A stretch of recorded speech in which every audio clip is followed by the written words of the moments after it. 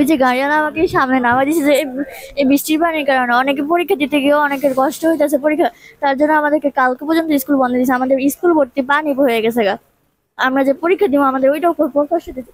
তারপর দেখতেছেন যে এরকম বন্যা বাদলের ভিত্তিতে মানুষ কেমনে আসা যাওয়া করবো, কেমনে পরীক্ষাটা দিব আপনারা কোন। এই যে গতকাল থেকে আজ পর্যন্ত টানা বর্ষণের কারণে আমাদের জনজীবন যে অবস্থা দেখছেন, এখানে এটা লক্ষ্মীপুর পিটিআই মোড়, এটা গুরুত্বপূর্ণ এরিয়া। এখানে সরকারি কলেজ বিশ্ববিদ্যালয় লক্ষ্মীপুর।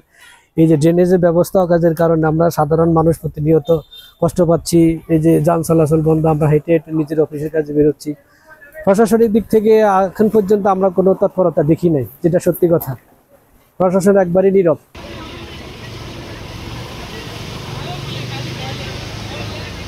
কোনো রাস্তাঘাটের ঠিক মতন কাজ করতেছে না, ড্রেনগুলো পরিষ্কার করতেছে না। এবারে মানে আমরা অনেক কষ্ট পাইতেছি, আমরা প্রশাসনের কাছে দয়া চাইতেছি।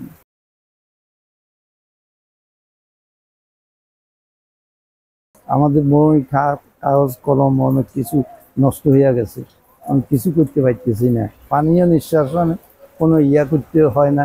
ড্রেন আছে কিন্তু ড্রেনের দিকে কার্যকারী হয়, ড্রেনের ভিতরেও ময়লা জমে থাকে, পানীয় কোনো দিকে যাইতে পারতেছে না।